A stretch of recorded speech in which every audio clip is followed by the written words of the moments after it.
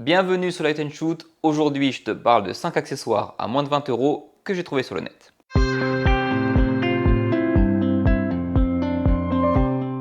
Alors cette vidéo, pour moi, ça va être une petite leçon de vie. Mais pour le coup, tu verras que j'écoute vraiment quand on me parle dans les commentaires. Il n'y a pas très longtemps, j'avais fait une vidéo sur cette chaîne qui parlait d'un accessoire que j'avais adoré, qui venait de chez Prism Lens FX. Je te mets la vidéo juste ici. J'étais arrivé à la conclusion que j'avais adoré ce filtre, mais que le prix était un gros problème. Parce que non seulement il était entre 60 et 70 €, mais que surtout, il y avait autant de frais de port. Et que c'était vraiment dommage, mais que j'étais vraiment content du rendu. Plusieurs personnes sont ensuite venues me dire en commentaire ou sur Instagram, c'est vachement cool, mais t'as ça pour 15 balles sur AliExpress. Et en vrai, j'avais un peu le seum, donc j'ai été voir. Et du coup, la petite leçon de vie va arriver. J'ai pas vraiment pour habitude d'aller sur Wish ou AliExpress pour commander des accessoires photo. Donc j'ai été par curiosité et j'ai trouvé des filtres qui y ressemblaient vraiment beaucoup. J'ai donc passé une commande et voilà ce que j'ai reçu. À part qu'en fait, celui-là vient d'AliExpress et celui-là vient de chez Prism Lens FX. Alors, les packaging sont exactement les mêmes, mais genre exactement. Au niveau des filtres, encore une fois, c'est très ressemblant. Alors attention, me faites pas dire ce que j'ai pas dit. J'ai pas dit que Prism Lens FX y commandait en Chine et qui revendait directement depuis les USA. Il y a quelques différences esthétiques sur les filtres, il y a des stries qui ne sont pas au même endroit. Et on voit d'ailleurs que chez celui de Prism Lens FX, le grossissement est un peu plus important. Le verre est un peu plus gros, mais finalement, ça ressemble énormément et à l'usage, je vois pas de différence. Donc je suis pas en train de dire qu'ils font du dropshipping, je dis juste que si ça a été copié, ça a été très bien copié. Et pour le prix, sur AliExpress, on est en effet à environ 15 € par filtre. Du coup, j'ai un peu le seum. J'ai donc commandé 5 accessoires, mais qui sont arrivés en 2 temps. Donc j'ai fait un shoot avec Sandy, qui a été adorable. On a été se balader dans la nature pour simplement essayer les filtres. Et je suis plutôt content du résultat, tu vas voir.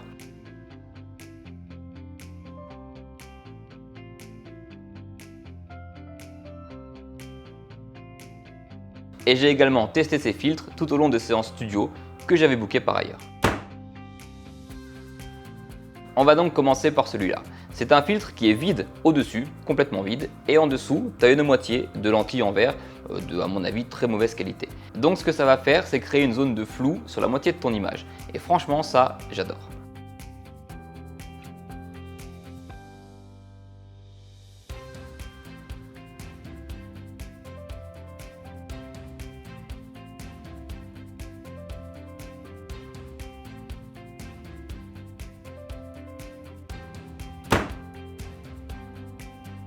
On a ici le même principe, à part que pour le coup on a une zone de verre en bas et une zone de verre en haut.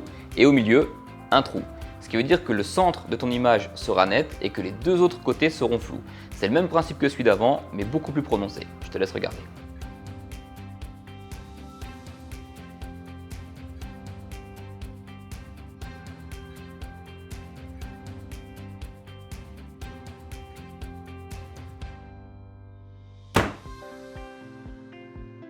Alors celui-là, je te le montre de près pour que tu vois un peu ses spécificités, mais il faut que tu saches que si l'enfer était un filtre, ce serait celui-là. En fait, ce qu'il fait, c'est qu'il va simplement dédoubler tout ce qu'il y a sur la photo, mais genre, pour moi, c'est très dur à utiliser. En studio, avec lumière contrôlée, ça passe un peu mieux. En extérieur, c'est complètement chaud. J'ai essayé avec plusieurs focales et franchement, ce truc, c'est l'enfer. Je te montre ce que j'en ai tiré, mais je pense pas le réutiliser de sitôt.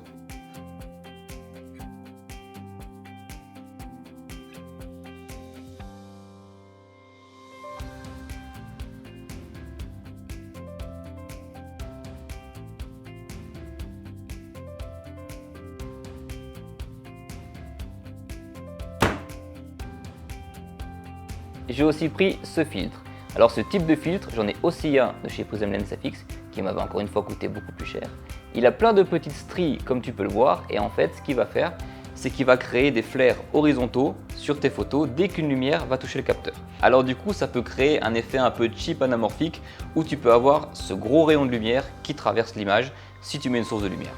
Et pour le coup, je l'ai très peu testé juste pour voir s'il marchait, mais il marche aussi bien que celui que j'avais avant.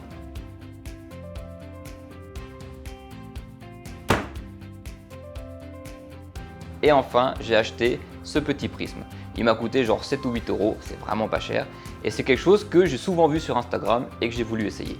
Celui-là, ce qui est bien, c'est qu'il vient avec un petit pas de vis, donc je lui mets un très petit trépied et comme ça je le tiens par le trépied et j'ai pas besoin de mettre la main sur ce que je suis en train de faire là en fait, ce qui est très con parce que je suis en train de le salir. Alors j'ai dans un premier temps essayé en le mettant devant l'objectif. Et là pour le coup c'est chelou parce qu'en fait ça te fait voir ce qu'il y a derrière toi. Donc j'ai pu faire des photos de Sandy où on voit le ciel derrière sur la même photo. C'est ultra bizarre, j'ai même eu des photos où je voyais ses pieds, parce que suivant comment tu le tournes, ça change un peu tout. Et j'avoue que l'effet peut être cool, mais c'est un peu bizarre. J'ai tenté aussi en l'éloignant plus ou moins de l'objectif et j'ai eu des effets plus ou moins chelous.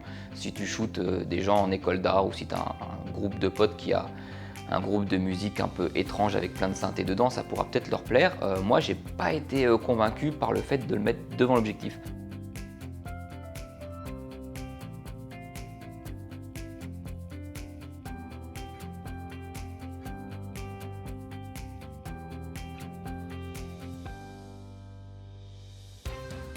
Par contre, je sais que ce genre de truc, si on fait passer la lumière à travers, ça envoie un faisceau coloré.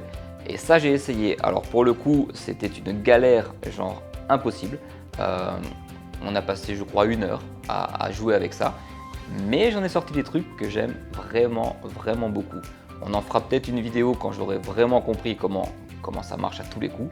Mais pour le coup, je te montre ce qu'on a fait avec ça en le posant sur un trépied. Et là, je suis vraiment content.